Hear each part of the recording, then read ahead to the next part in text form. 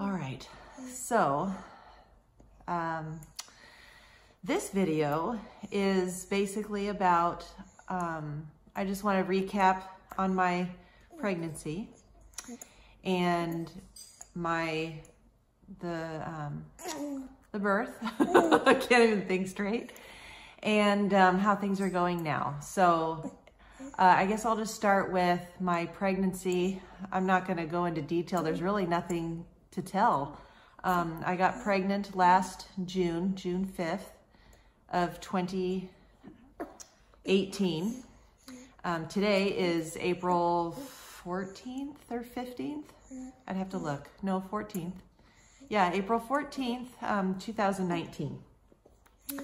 So yes, last June 5th, I got pregnant. I know it was June 5th because I did artificial insemination at home with an insemination kit sent to my house. I had frozen sperm sent in a douar to my house the day before my ovulation. And I've been tracking my ovulation for the last 4 or 5 years, however long I had been doing it. And so I knew my body exactly. And because of that and all the ovulation tests that I took, I knew exactly when I ovulated and the signs and symptoms of my ovulation. So that was very helpful. And so, of course, when I had all the sperm I wanted, I knew when to do the insemination. And of course, God did the rest and I got pregnant. So anyway, and from then on, my pregnancy was just a breeze, which I can't believe how easy it was. I had 2 major problems. Got a hemorrhoid early on, which was a total nightmare. It was bad. And I got the sitz bath and I did, what do you call them? Witch hazel, put some witch hazel, kind of created my own Tux medicated pad. And eventually it went away in like a couple of weeks.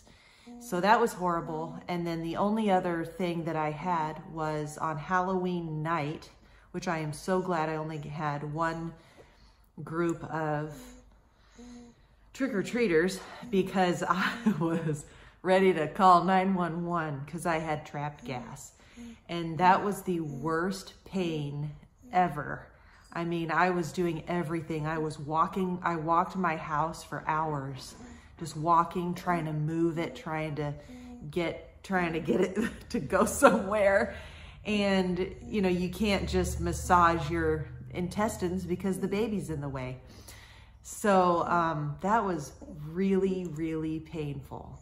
I mean, I was slumped over on the counters. I was crying out. It was bad. Oh, it was horrible. So, and then actually the next day I did call my doctor's office to tell him about it. And the doctor wasn't available, but the,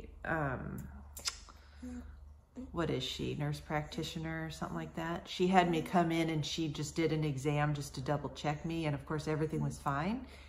And they checked the heartbeat and everything, and everything was totally fine. So that made me feel good that they wanted me to come in for that, to double check me. I thought that was really nice.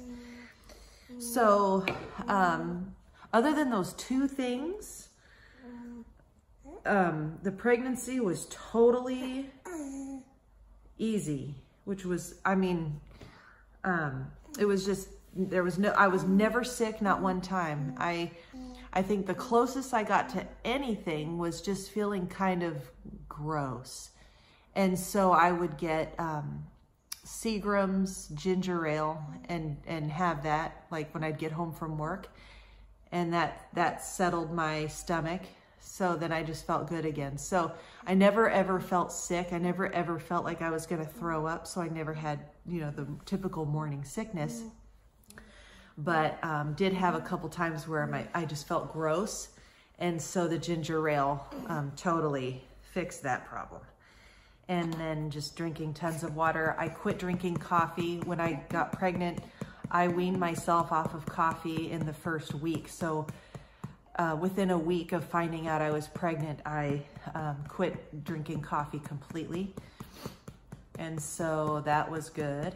And I just went to ginger tea, the yogi ginger tea with honey and peppermint. So, and then peppermint also, when I Googled how to relieve that trapped gas back when on Halloween night, and they said peppermint tea was perfect for that. So that was good. And I'm like, well, I have that. So anyway, and the pregnancy was good. And then when I got to January, I was thinking I was gonna leave work at the very end of December because I don't want to make my age an issue, but I am 41. So I was trying to put that into perspective. Like, okay, I'm 41, I'm older. This might hit me harder than the younger girls. And so how am I going to handle being 8 and 9 months pregnant while working? And I'm a dental assistant. So what's it going to be like in my 8th and 9th month doing a dental assisting job, being older and everything? And I was not in the greatest shape. I was at the gym working out before I got pregnant, but I was not in the shape that I should have been in, because I'd really got serious about working out only just a few weeks before I got pregnant. So always meant to get back into the swing of things with the gym and stuff. And just, you know, when you work all day long, you get home, you have to make dinner, and all of a sudden you're tired, you just want to sit and eat your food, and then all of a sudden it's time to go to bed again. Well, when do you go to the gym? When do you exercise? And a lot of people are good at, you know, figuring that out. I was not figuring it out. I was not getting the exercise I needed. So when I got pregnant, I was 20 pounds overweight, which isn't terrible, but it's not great either. And so anyway, but I ended up pushing through to the very last week of January. And in the last week of January is when I decided to take my vacation days. I got a week and a half vacation. So I decided just to take that week and a half vacation during that last week of January and start my maternity leave, because my due date was February 28th. And so that was great. All of February I got to kind of clean and get things ready, put stuff away, throw stuff away. I made several trips to Goodwill. So I was feeling really accomplished, like, wow, you know, I've cleaned everything up. I've thrown so much garbage away.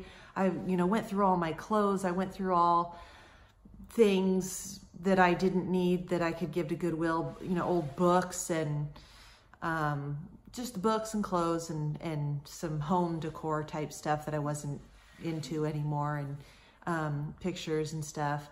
So finally got all of that stuff squared away. So I was feeling awesome. And that was the first week of maternity leave. By week 2, I was I was tired, and it was, you know, it was just kind of like I slowed way down. And anyway, and every week I was going to, then my doctor was also having me checked every week. I think it was at 34 weeks, she wanted me to go in twice a week for the non-stress testing, until I found out that it cost a small fortune to go to these appointments. Without insurance, it was $451 per appointment. And that's when you lay on the bed and they strap the monitor to your stomach, and they monitor her heart rate for like an hour. And in that heart rate, or in that time, they get a baseline of her heart rate.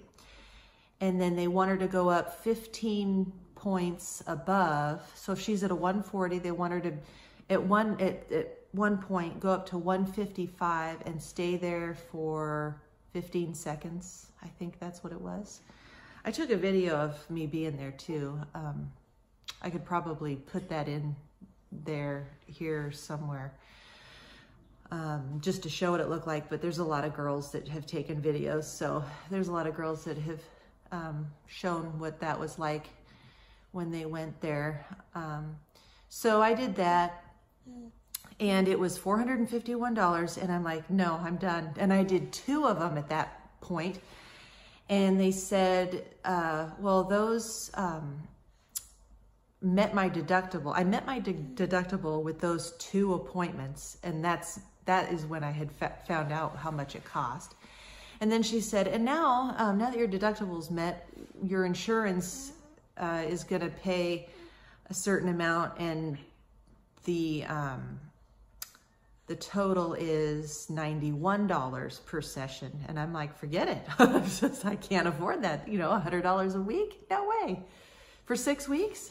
So I talked to my doctor about it. Anyway, she decided, okay, we'll try to do it here at the office and save you some money, which it only came to about $8 or $9 cheaper.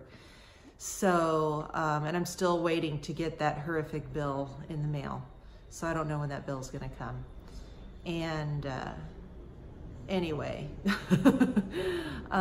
but that was expensive. And so, but basically it was only because of my age.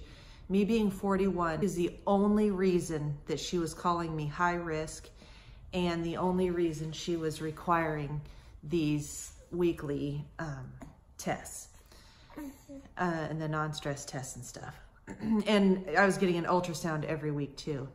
And let's see what else. So she at my 39th week appointment, she said, well, she goes, do you want to have the baby? We could do it right now. I'm like, no, I really want to wait till 40 weeks. I don't know.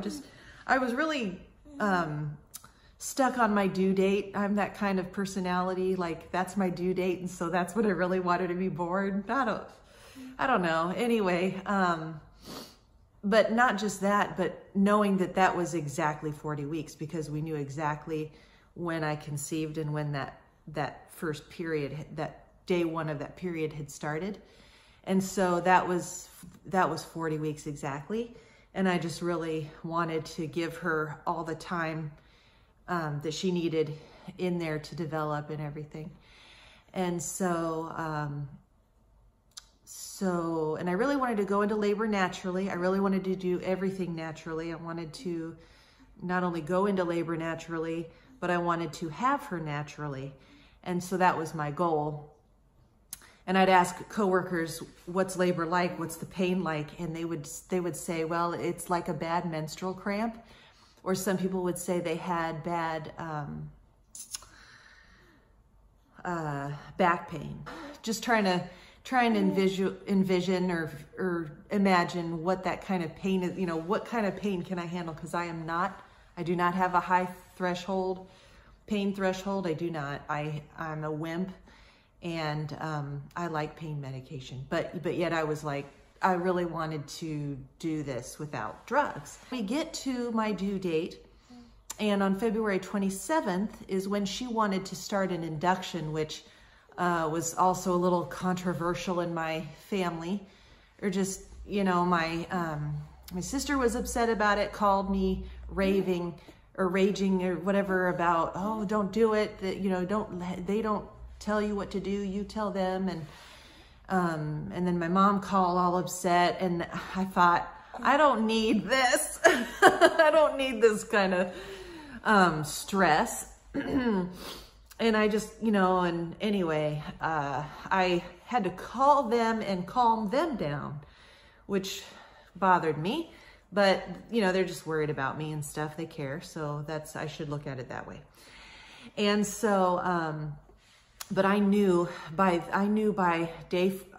week 40, I really needed her to come out of me, because I was starting to get a little worried, because, you know, at 39 weeks, the ultrasound technician had graded my placenta a grade 2, which is still, you know, good and healthy and going strong. Grade 3 is when you're getting close to deliverance, and where the placenta starts to degenerate. And so when I had gotten to that week, the end of week 39, I had another ultrasound, and they're like, it's at a grade 3 now. And so I'm like, okay, you know, and I'm thinking, okay, I feel, and that was on a Monday, the Monday before, so 27, 26, 25th. So the 25th, February 25th, Monday, and she had graded it a 3. And so I just felt really good about going in for the induction at that point. I'm like, okay, we need to do the induction and get things rolling, you know, and I could just be in the hospital and just in a safe place. And so on Wednesday morning, the 27th, we got at the hospital at 6:30 in the morning and started the induction. The IV was put in my left hand, which I can't stand because it hurts so bad. And this is like my 3rd IV in the left hand. And even told them about my past experience with the IVs, and it was still horrific. And the pain in my hand did not go away for another 6 hours. And it was, I hate it. Oh my gosh, it's so painful. But they wanted, even though my plan was to do natural, the doctor said that she had to have an IV in me ready to go in case there was an emergency, in case I needed a C-section after all, or if during labor I started to hemorrhage and stuff, because if I started to hemorrhage, my veins would collapse and I would not be able to receive an IV with collapsed veins. So that all made sense. I'm like, okay, fine, good, you know, all right, I'll do it. You know, I'll do whatever you want to be safe and everything. Ultimately, it's about safety and having a healthy baby at the end of it. So anyway, so I was induced with Pitocin all day on Wednesday, the 27th, having contractions all day long, didn't feel any contractions. They're like, you don't feel that? And I'm like, no.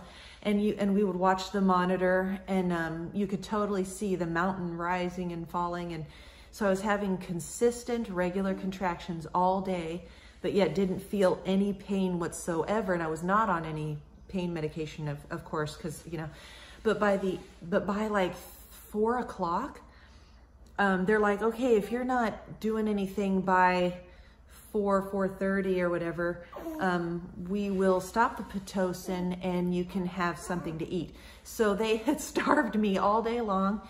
At 12, or it was about noon or so, they gave me a bunch of Jell-O. They say you can have clears, and I can't remember why the clear. I cannot remember why. They gave a good reason. So I had like Jell-O and a popsicle and juices and stuff like that. So basically just a bunch of sugar. So by 4 o'clock, I was like losing my mind. I needed protein. I needed real food. And so when they took me off the Pitocin and said, okay, we're going to let you go through the night. We're going to take everything off, stop the Pitocin and everything, let you get a good night's sleep, which did not happen. And then we'll start Pitocin again tomorrow morning, which would be Thursday, February 28th, her due date. So that was cool. I thought, well, at least she's going to be born on her due date, so that made me happy. So the Pitocin was stopped. I began to get really sick, like not sick like throw up sick, but just like jittery and shaking, like, oh my gosh, I'm going to die if I don't have real food. Like I need meat. I need meat and potatoes. I need real food.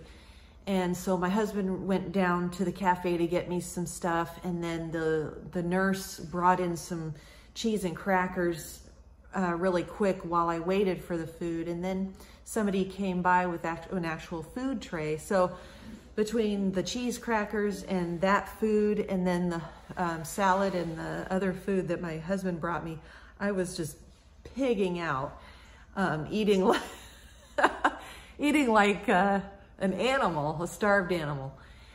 And so then that night was also bad because they had me strapped to those monitors on my stomach all night long.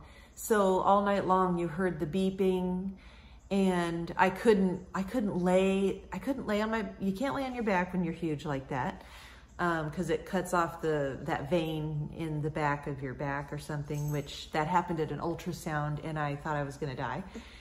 And then laying on my side, I would keep moving the monitor, and then they kept coming in like every hour to readjust it if it had slipped off and they lost her heartbeat on the monitor. They'd come in to check it and everything. And then between that and then having to go to the bathroom and dragging the whole coat hanger thing into the bathroom to go to the bathroom. That was a pain. And then they collect your urine all night long in the little thing. So they have that little container thing sitting in the toilet because they want to track all of your output. The night crew, basically, she'd come in. She never changed my urine. Like, I'd say, okay, I went to the bathroom again. Oh, okay. And I'm like, do you even need that? And then one nurse said, we don't need that when you're not on the IV. We don't need your output. And then when the night nurse came in, she said, oh yeah, just go ahead and keep peeing in it.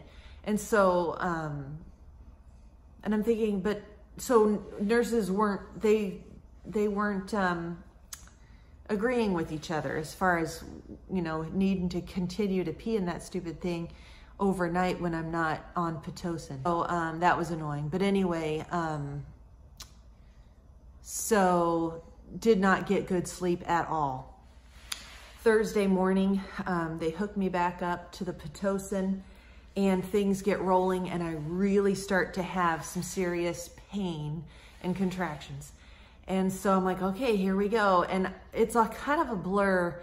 I would say I think the contractions really started around 9 a.m., 10 a.m. or so. And so I'm like, okay, by 2 o'clock, you know, things are really gonna get going and I'm gonna really be in labor and all this kind of stuff.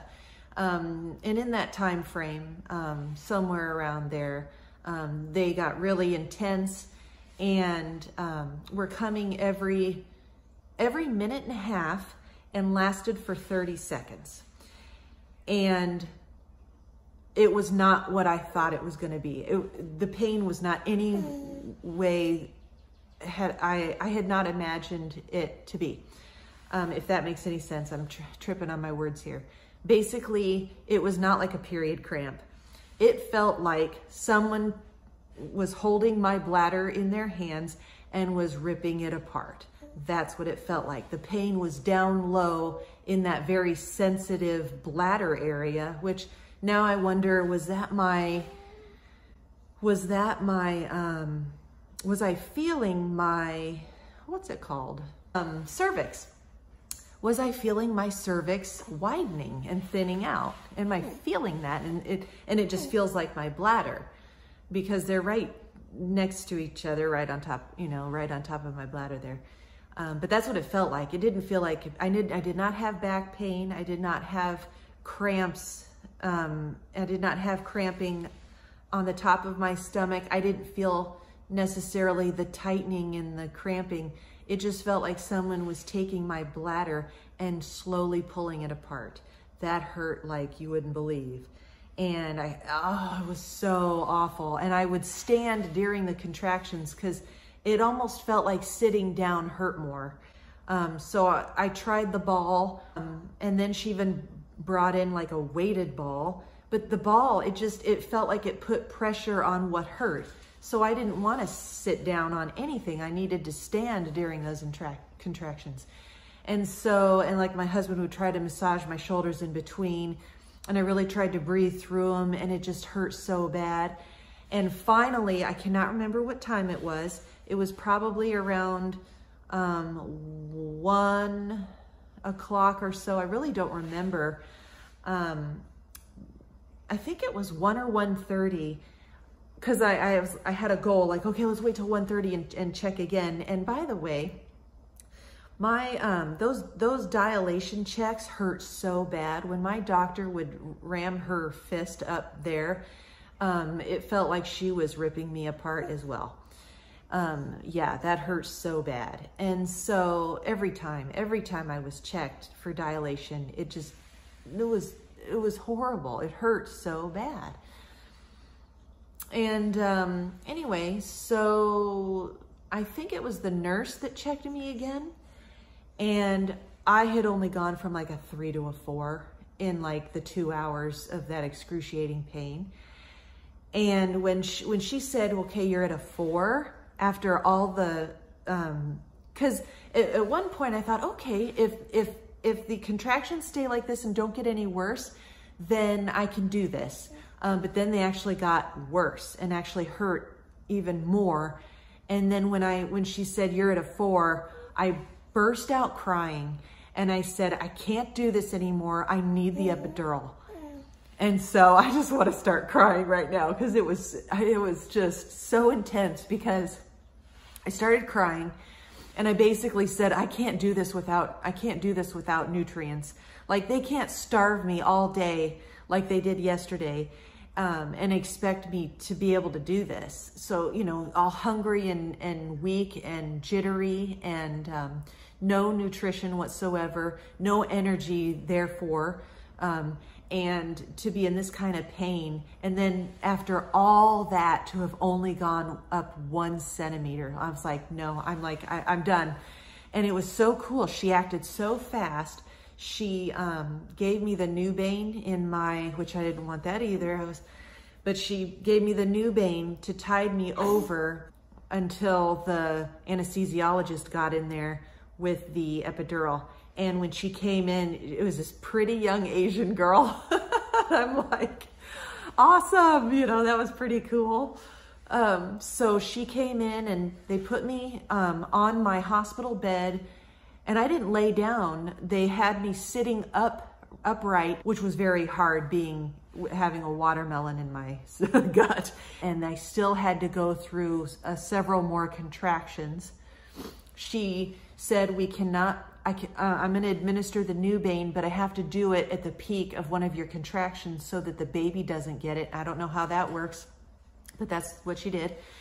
And I'm like, okay, so I still had to endure a couple more really bad contractions, but they got it. She got in there, she gave me the epidural, and then they said it would take 15 minutes for that to kick in. So, I mean, every minute was an eternity as another contraction came, because I was so done with contractions. I'm like, I cannot go on feeling one more contraction. Please take it out, you know, take it away from me.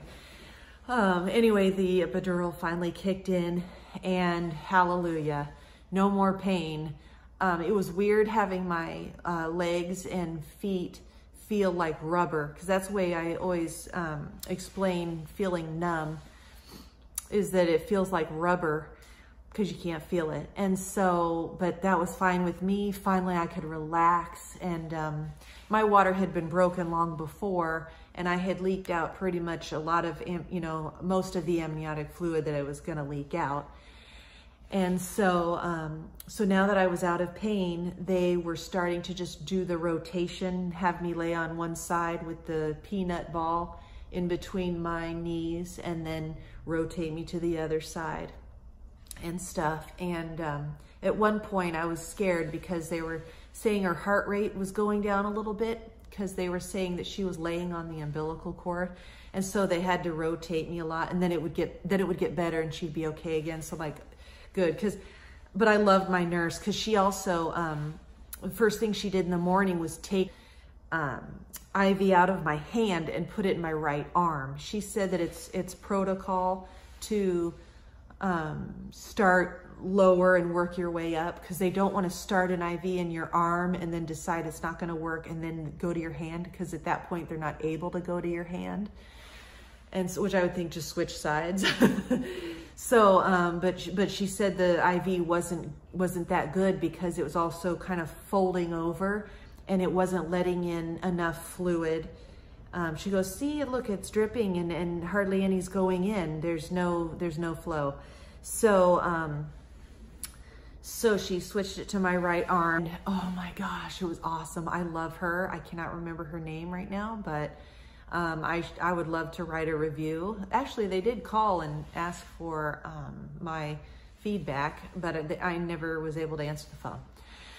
So anyway, she put it in my right arm, and thank you, Lord. She was so great. I am so grateful for nurses like her. She put it in my arm and there was no pain. My left hand was still kind of hurting just because of the trauma, but things were so great with it in my right arm. And then I'm laying there with the peanut in between my legs, just having no pain, feeling great, just kind of resting a little bit. And was really starting to feel, when I was on my left side, I was right after, it was after 4 p.m. So only just, I don't know, an hour or two of doing that. I was really starting to feel a lot of weirdness down below.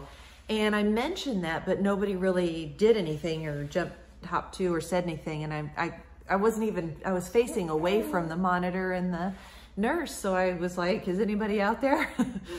But I just was feeling a little weird. Well, my doctor came in after 4 just to do a check. She looks down there and she goes, oh my gosh, I can see the head. And she goes, I gotta gown up. We gotta do this. You're having your baby right now. And I'm like, are you kidding me? Like, what? She was making her way out all on her own while I'm laying there. And I knew something was happening down there. But once again, I've got nothing but rubber legs and I can't feel anything. And so I wasn't really aware of what was going on. I was suspicious something was happening, but I didn't think she was like coming out. So that was crazy.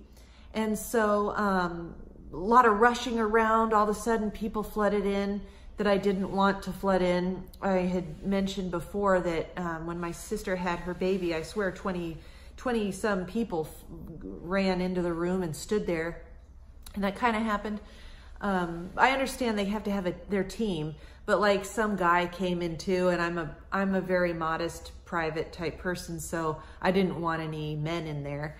My doctor's a woman and all the nurses were women, and I just feel comfortable having all women. That's just me. Men are great and they're awesome, but I just, wanted all women just for the sake of being a private person. And so I'm like, who is he? Who is that guy? I don't want him in here. I don't want him in here. And so he was, and he was a young, good looking guy, which is even worse. So anyway, he was a medical student. So no offense was taken. He left. And anyway, I probably pushed for 2 minutes. And that was, I can't imagine. People are like, yeah, I pushed for however many hours, even just an hour or two. People push for 2 hours or whatever. I don't think I could have pushed past the 2 minutes I pushed. They're like, oh, don't blow out, because I would take the deep breath, but then I would blow out as I pushed. No, don't blow out. And so they wanted me to hold my breath while I pushed.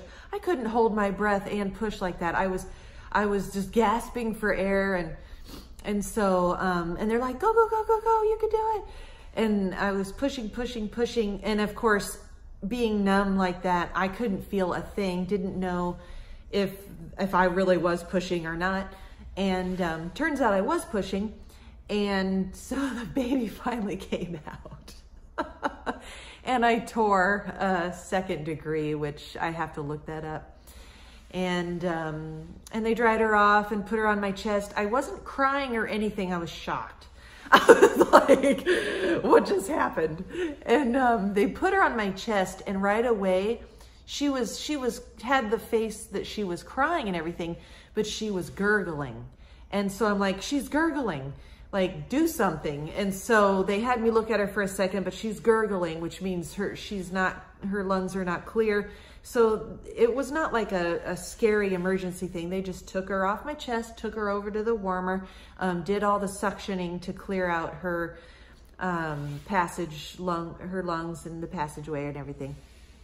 And my husband went over there. So my husband did cut the umbilical cord and everything. So that was cool. And I think I was shocked when she came out because she looked a little darker than what I thought she was gonna look like. But that's just because she had jaundice and everything. I just thought, my first thought was, did they get the donor sperm mixed up? and I didn't get what I ordered. Who is this? Who is this baby? Just looked a lot different than what I thought she was gonna look like. Cause I kind of thought she was gonna look just like me. I figured it's a girl, she'll look just like me. Pale with lighter, my hair's darker now, but when I was born and when I was young, it was a lot lighter. So she comes out with really dark hair and dark skin, but it was just because she was jaundiced. That's the only reason. And her hair is exactly the color of mine. I don't look at myself every day, and so I forget how dark my hair is. And so I'm like, oh, her hair is my color. And when the jaundice went away, it was fine. So anyway, we spent 3 days in the hospital anyway because the bilirubin was high. Not too bad. She never did the lights or anything. They just said that with the breastfeeding and everything, it'll go down. And so they monitored that. And I was squeezing out little drops of colostrum, but it was hard. Like so they were just flat, and it was so hard. There was nothing to latch on to. So that was really frustrating. And anyway, we went home Saturday, and we got the go-ahead, we were cleared to go home Saturday. On Monday morning, I had called to make the pediatrician appointment, so we got in on Tuesday, but by then, basically the weekend was just really rough. I knew she was hungry, but I just kept breastfeeding and breastfeeding, and it was becoming so painful, like I thought I was gonna lose my mind. It was so, the left had cracked and had a bloody scab on it. The right was starting to really hurt as well. But there was more flow coming out of my right, so I figured my left wasn't really that important anyway. It was my right one that seemed to have, and my milk had come in on Sunday. And so, but just all night long, just the crying, and it felt like she was never satisfied. And I couldn't, I was like really stressed out. I bawled my eyes out on Saturday, just so stressed out and everything. Tuesday, we get to the pediatrician, and she had lost, like, I don't remember. She was born at 7'3", and she weighed in at 5 something, and I almost started, well, I did cry at the pediatrician's office, but not at the scale. We went back into the room, and then she goes, show me how you're breastfeeding, and then I just started crying, and then I put her on, and it immediately, it hurt so bad, and I had to take her off right away. And the pediatrician was so nice to me, just saying, I know that it hurts. Breastfeeding is painful. She brought in a little sample Similac ready to use just to feed her right then and there. And little Hannah wolfed it down like crazy. And just seeing her suck it down so fast was so sad. And so then I felt like a failure. And I felt awful that I had starved my baby all weekend, that she had dropped down to 5 something. I knew she felt lighter. And so that made me so sad and felt so horrible. But anyway, she's like, she, fed is best, we'll just, you can continue to breastfeed and, pump for a little bit until you heal, and just do formula. So I did both. I did formula, and I did, I got the Spectra S2, whichever one plugs into the wall, because my insurance wouldn't cover the cordless one, which doesn't matter. What are you gonna do, run around with a pump in your hand? So I didn't care. It was free. So, I mean, it's like a $350 breast pump, and insurance covers it completely, which is awesome. Well, I did hand pumping, waiting for the electric pump. But I just never got a good supply coming in. I would probably, at the very most, almost 3 ounces on my right, and maybe 1.5 ounces on my left. And then, and now 6 weeks later, we're down to almost 1 ounce with with both at the, you know, together, and it's just dwindling down to nothing. And I cried again yesterday. I just bawled and basically said, I think I'm done breastfeeding. I mean, pumping and everything, because that's been really stressful, because by the time I feed her, I'm on to the next thing, and I don't have time to sit there even for 10 minutes to sit. Now, the fact that I'm even filming this video is like crazy, but she's asleep. So, and I've already done my exercises. I've looked up those diastasis recti exercises, and I've been doing those. And so just starting to work on my core strength, and I'm excited about exercising and losing this extra weight. But I'm excited to lose this weight and be healthy and everything. And another thing that I really took a hit on was my nutrition. I've been so good all my pregnancy, eating fruits and vegetables, nuts, protein, everything has been so great. And the minute I get home from the hospital, I mean, all nutrition went out the window. I just couldn't find time to sit down and eat a meal. And so like one day went by and I just hadn't eaten almost anything. And so that was hard. I'm not drinking the water I am supposed to be drinking.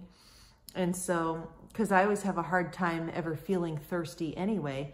I drank a ton of water during the pregnancy, but I just couldn't figure out the time to drink water in these last 6 weeks. And they're like, you have to drink a ton of water for, you know, breast milk supply.